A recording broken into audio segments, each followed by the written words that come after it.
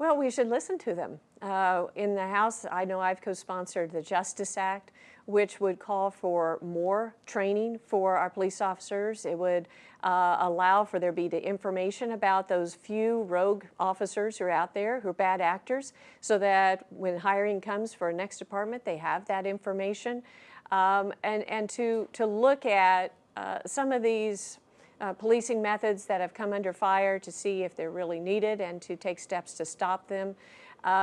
The House passed a version of their police reform bill, and the Senate wanted to bring up their version, which was similar to the Justice Act like I sponsored, but the Chuck Schumer blocked it from coming up for a vote. And I just don't think that's a good place to be. We need to continue to talk, not only in Congress, but as a nation, compromise, listen to each other, and come together on things that we can agree on.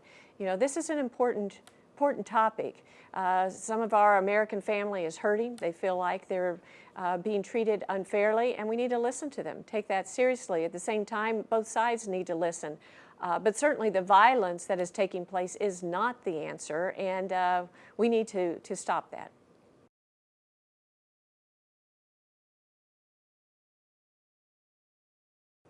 Well, hindsight is always, 2020, but I think overall the response has been prudent and been proactive, trying to stop the threat, stop people from coming into our country from areas that we knew had the virus when we didn't have it yet, whether it be China and then Europe, trying to encourage people to take those proactive actions, individual things that they can do themselves, from washing hands to social distancing, and focusing on getting resources to where it's needed to keep the economy going through the loans available to businesses, getting help to individuals to keep the economy going and help them when they're hurting, unemployment, and sending help to research and to find a cure and to find treatments. So I think overall, in this unprecedented time, we have really focused on areas that need to be focused on, and will continue to.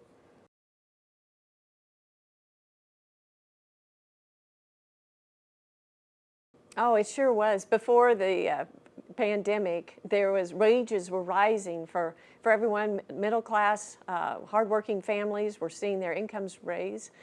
Jobs were available for many people for the first time, and we had record unemployment. So things were looking up, and I feel like they will rebound again once we find this vaccine, and I think we will find that very soon.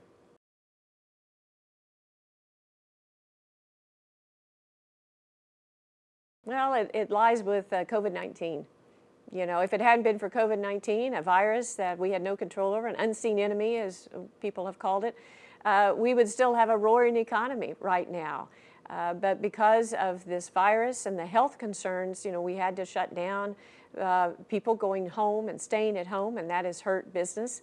But as things are starting to reopen, we're seeing those jobs come back, and I feel like we will rebound fully just once we get past this, get this vaccine developed, and we reach herd immunity, which could be fairly soon as well. So hopefully by next year, life will be more back to normal, and the business can come back as well.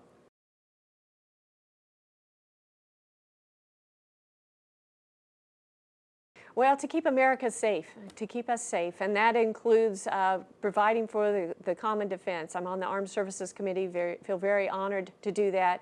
And we need to continue to rebuild the military after years of it being decimated so that we can meet any threat. But that also includes making our communities safe and making sure that there's law and order and not lawlessness. It also makes sure that we are safe at the border. I passed a bill to make sure that our Border Patrol agents can take down the drones that the drug cartels have been using to bring drugs across our border.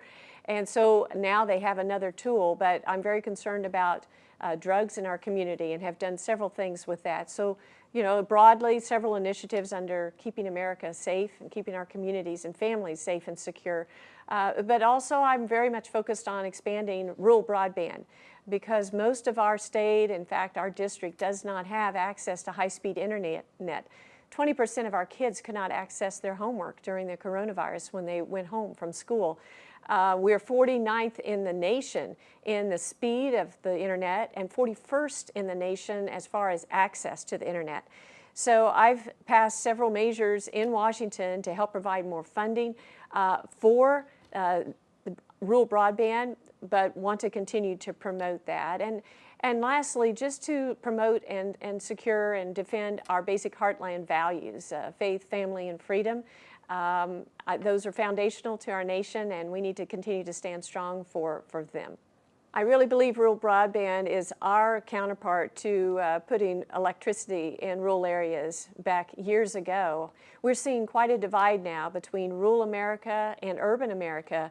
As a former teacher, I'm very concerned that a lot of our kids in our district aren't having the same opportunities as children who live in the cities, and that's just not right.